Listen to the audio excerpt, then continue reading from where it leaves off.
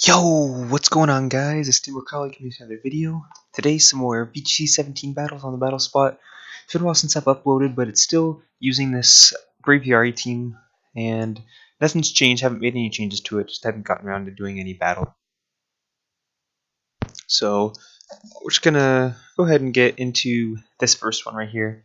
My opponent had a team of Alakazam, Mandibuzz, Kartana, Tapu Lele, Arcanine, and Garchomp. So pretty similar to mine. It's got 3 out of the 6 are the same. And then instead of Coco, it's going to be a Lele. And then what's interesting is the Alakazam. I had no idea what to expect from this thing. I mean, I know quite a bit about it, but I just didn't know what to expect from it in VGC 17 rules or anything. So I don't really have a... Well, I mean, I don't really have a good matchup against him. He doesn't really have a good matchup against me either. So, like, for example, I have no ghost type moves or any dark type moves, so I can't really take care of the Alakazam very easily. And then no ghost type moves either. So I do have the Kartana, which can help out with the Lele, and I do have Garchomp. I mean, this thing is, I kind of had to decide what I wanted to focus on one by one. Because, for example, my Arcanine would only be good against his Kartana, super effective stab-wise. And then my Garchomp would only be good against his Arcanine and his Garchomp. That's why I decided to bring it over the Arcanine. And Snorlax isn't really needed here, since it's not going to be a Trick Room team. So, that's... I mean, I just didn't really know what to expect coming in here. It's one of those things where it's like, in a best out of 3, you could probably know a little bit better what to expect. But... just like he doesn't know what to expect from my team either, so we're going to go ahead and get started. I lead Braviary Kartana. I was thinking he'd lead like a Lele Mandibuzz, but we do see the Mandibuzz but alongside the Alakazam. So I don't know what's going to go on here. I was thinking he was going to taunt my Braviary, so I didn't want to go for a Tailwind here, but I went for Brave Bird and the Alakazam because I wouldn't need Supersonic Sky Strike to pick up the knockout, but he just goes straight up for the Tailwind, and I was like, oh man, you gotta be kidding me. If I went for the Tailwind there, that pretty much would have been it. So, and I thought that his Mandibuzz was actually going to outspeed my Braviary. So, unfortunate. Here we're going to see a Z-move from Alakazam. So, it's going to be a matter of which one it targets. It's going to pick up the knockout either way. So, it is going to be in the Braviary. I wish I would have protected that slot. But I was just like, no, if he goes for Thunderbolt, like, there's nothing he could do to knock me out. I wasn't expecting that Z move, and it makes sense because he does have Tapu Lele. So, and we're going to see the foul play into Kartana. And that did a lot more damage than I thought it would, to be completely honest. I was really surprised. So I guess that's what you get for running 252 attack IVs, or EVs, excuse me. But I do pick up the knockout onto Alakazam, so that's good. And then we're going to see the Lele come in here. And that's around the time I bring in my Coco. So, or not around the time, it's the exact time. So luckily Tailwind is up, so his terrain is going to go up first. So I'm going to have the terrain advantage here, which is going to be very needed. Or else this Tapu Lele would just wreck the rest of my team. So I want to protect with Kartana here. He's definitely going to go for a foul play into that slot. And with Lele, he does go for Psychic, which is what I expected. It shouldn't pick up the knockout. And it doesn't because no terrain, so the foul play doesn't go in. I'm going for Thunderbolt here, hoping it picks up the knockout onto the Mandibuzz. That way my Kartana has a chance of surviving at least, and it does. So that's a big knockout in my opinion, just because now he has to decide. It depends on what he has in the back, and it's going to be his Kartana. So he's going to be able to pick up the knockout on my Kartana anyways. So I'm actually going to switch mine out because it's going to be the key to taking out his Tapu Lele outside of Tailwind. So I'm going to bring in Garchomp here just because it's not as useful as Kartana is. I'm going to protect Tapu Koko. I'm going to try and stall out this Tailwind. So we do see the Psychic. And also, I was hoping he'd go for like a Sacred Sword into that Kartana slot, and he does. So if he does Focus Sash, it's going to be broken now thanks to the Rough Skin. So things are starting to look a little bit better here. And the Tailwind's going to peter out here. So I go for the Poison Jab into the Lele just to get damage off. And then here his Tapu Lele goes for Psychic. That's actually a Scarf Tapu Lele. And I mean, it sucks figuring that out now, since I guess, well, I guess if I should have realized it last turn when his Tapu Lele outsped his Kartana. That's when I should have realized that it was Scarfed. And I mean, at that point, I wouldn't have been able to do anything anyways. But unless if the Poison Jab picked up the knockout there, it wouldn't have mattered anyways. So, or I guess the only no, I mean, even if I went for a double protect with Tapu Koko, it wouldn't have mattered, just because Tapu Koko would have gone down to the Kartana. Or, excuse me, Garchomp would have gone down to the Kartana, so I couldn't have gone for like a double target. So, at that point, there was nothing I could do. The Z Crystal, I mean, I was screwed from turn 1. If I went for Tailwind turn 1, it would have been game over. Kartana, well, actually, I don't even know if my Kartana would have outsped his Alakazam, but I could have, or just having that Tailwind up, like matching his Tailwind, would have been huge.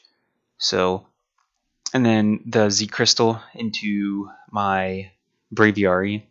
So, those first 2 turns really put me down under, but I wouldn't have expected the. I guess I should have realized it too, because we saw the Z Crystal on Alakazam and we didn't see Life Orb, so Choice Scarf would have been the next best item for, or the most common item for it to have. So, I guess, I mean, it should have been going on through my head this whole time. Not like it would have mattered anyways, because through the whole battle he had the Tailwind up. So the only way I could have won that is if I would have gotten some chip damage onto the Tapu Lele somehow. Maybe the turn I went for the Thunderbolt into Mandibuzz, if I went for a Dazzling Gleam, that would have been enough chip damage to where Poison Jab would have picked up the knockout, but I still don't know if that would have even changed anything. So, I've been at 2 out of 3, I'd know better. Losing Braviary right off the bat was huge, because I could have, with the 4 he brought, I wouldn't even, or Supersonic Skeshake would have easily picked up the knockout. Brave Bird itself might have been able to pick up the knockout. So, interesting team right there, especially with that Alakazam. So, let's go ahead and move on to the next battle. My opponent had a team of Gyarados, Tapu Koko, Alolan Marowak, Porygon 2, Alolan Muck, and Tapu Lele. So, he did have the 2 Tapus, and he has the Gyarados for the Intimidate, and then he's also got the Porygon and the Marowak, and I'd even call the Muck like a Trick Room mode that he could bring. So here I was debating if I wanted to bring Snorlax or not to deal with that Trick Room mode, but I felt like I could catch him, or even if I could stop Trick Room from going up. I mean, here I felt like Braviary Garchomp was almost a perfect lead. The only thing, because I mean, even if he leads Gyarados, that'll be a +1 boost for my Braviary, and then if he leads slow Pokemon, it's over for him anyways. And if he leads Porygon 2, I can just I can Z Brave Bird it and pick up the knockout. So I felt like that was a really strong lead for me. And then here I'm like, I'll bring Tapu Koko and Arcanine pretty much to be able to deal with the rest of his team. Mainly the Gyarados, that's the only thing that Braviary Garchomp can't really handle. So that's pretty much it. And then also if he brings the Lele, I want a way of being able to change up the terrain. So I feel like this one I have a much stronger matchup. I actually have like a good matchup, not just a neutral random matchup. So my opponent leads Gyarados, Tapu Koko. I lead Braviary Garchomp. So that is the shiny Gyarados, and it wasn't the Premier Ball, so it is probably going to carry Bounce. It's the only way you can get it was through like an event. So since if you bring that Gyarados, you're probably bringing it for Bounce. So the Gyarados is going to get the Intimidate off, so that's good and bad for me, because Braviary is now going to be a +1, but Garchomp is not going to be able to pick up the knockout onto Tapu Koko.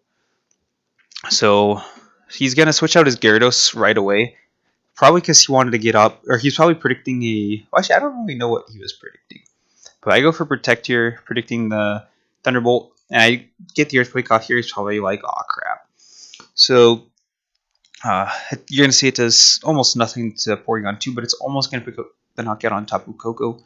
So good Protect there. I didn't think it'd pick up the knockout, even or without Intimidate. It doesn't, like, it's not really a 100%, or it's not like a huge knockout. So Intimidate definitely coming in big. So he's actually going to switch out Coco for Gyarados again. And I'm like, okay, well, that's fine. Now I'm going to be at +2 with Braviary. So here I was like, man, if only I could. If I have Tailwind up, I can pretty much win with just Brave Birds. So here with Garchomp, I do go for Earthquake, and it wasn't necessarily to do much damage. It was just to pick up the knockout on Tapu Koko. And I go for the Supersonic Sky Strike here. I didn't even, after the second Defiant boost, all I needed, I could have gone for Superpower or Brave Bird, and I would have been able to pick up the knockout. But from what I've seen, and since I'm at +2 now, I'm not going to need, unless if I switch out and switch back in. But at this point, I'm strong enough to be able to finish everything off with just Brave Birds anyways. So Porygon 2 is going to go down. I mean, he's probably got Marowak in the back, possibly Muck, but Marowak, or most likely Marowak, and sure enough, it is Marowak. So we know the rest of his team. So Garchomp is still useful here because he has Marowak and Tapu Koko. So if I can get rid of the Gyarados, it's going to be over for him. So I'm going to bring an Arcanine here to intimidate both of these Pokemon. And also, Arcanine isn't necessarily the most useful with the remaining Pokemon that he has. So I'm going to go ahead and protect here with Braviary. And he's going to protect with Marowak as well, probably predicting that the Earthquake. And he's going to go for the Z-move here. And actually, it's a Hydro Vortex. I was really surprised that was going to be like a Z bounce or something. That's usually, or I mean, I don't know why, but that's usually what people have been running. Maybe just to get the Supersonic Sky Strike or something. So he is going to get that off. And then I actually thought he was going to go into the Garchomp, but he went into the Braviary slot. So luckily I protected there. It's going to be pretty, or I mean, you see it's going to do no damage, especially after the Intimidate. So now this turn, I'm going to double target down the Marowak instead, or since it just protected. So I mean, I don't really have anything to. I have Extreme Speed, Wild Charge, Close Combat, and Flare Blitz. So 3 of those moves are the Marowak is immune to, but I just double target it. I'm like, Gyarados is possibly going to protect. If not, it's not really going to be able to do much to me anyways. So I do pick up the knockout. I do take some recoil, and you did see the Ice Fang, how little it did, rather. So now we see Tapu Koko, and here the battle's pretty much coming to an end. I can kind of see if I knock out the Gyarados, I win because I have Scarf Chomp in the back. So I'm going to protect and switch out into my own Tapu Koko just because I prefer my Arcanine's locked into Flare Blitz, so I want to be able to Extreme Speed if necessary. And it's also got Wild Charge, which can pick up the knockout on Gyarados. And if I bring it back in, there'll be another Intimidate. So things are going pretty good here. So he's going to Thunderbolt into Tapu Koko. Here I was like, I wonder, we got a few things that can go on here. So and he goes for Waterfall into Gyarados, or with Gyarados into Braviary, and that's actually not going to pick up the knockout. So I'm going to get my Tailwind off finally, and that's pretty much going to seal up the deal. So I'm going to bring in Arcanine here, just because I just need to get rid of Gyarados and I win. So it's going to, plus this Gyarados is now going to be at -2. So I go for Extreme Speed here. It wasn't necessarily needed, but I just wanted to ensure everything. I didn't want to take any recoil damage. So, and then the Brave Bird, I'm at +2, so that's easily going to pick up the knockout here. So, pretty clean. That one was definitely played a lot better than my first one. So, what really came back to bite my opponent. Well, I don't even know if it necessarily came back to bite him, but he went for, or those Defiant boosts were huge on my Braviary, who's already strong enough as it is. And you just give him those boosts, and then he's pretty much gonna run through everything. I mean, he didn't really have a bulky team, but I was definitely able to clean up there. And then I feel like I caught him off guard there at the beginning with the. I mean, well, even if I wasn't Choice Scarf, well, I guess it does matter that I was Choice Scarf, but I mean, turn 1, even if I wasn't Choice Scarf, I still would have gotten tons of damage off onto that Tapu Koko because he just switched out and went for the Thunderbolt. So the thing is he couldn't stay in against my Pokemon because he would get knocked out by my Garchomp. So that was kind of the big deal there. Was he wasn't able to stay in with Tapu Koko. So, but I mean, I guess that decision of him switching out like changed everything. But I mean, if you take away that whole except that one turn, it wouldn't have mattered if Garchomp was scarfed because he came out after that, and I set up the Tailwind, which ensured my victory anyways. But Scarf Chomp really coming in. I mean, that's what threatens Braviary more than anything is Tapu Koko, since it has electric terrain and it's faster than Braviary, and they're so common. So that's why I have Scarf Chomp. And then you saw just how powerful the rest of the team is. So that's the only thing I've been thinking about, is I don't like having Tailwind on Braviary. Just because he's frail, just because he's the main source of damage. So I want him to come out with Tailwind already up so that he can just focus on damage and not have to worry about protecting him and getting Tailwind set up. So those are my thoughts so far. I might make a change with that. I'm not 100% sure because I don't know what I would want to swap out. But yeah, that's pretty much it. If you guys got any suggestions for me, feel free to let me know. If you want to battle me, also go ahead and let me know. But that's going to be it for this video. Hope you guys enjoyed, and I'll see you guys next time.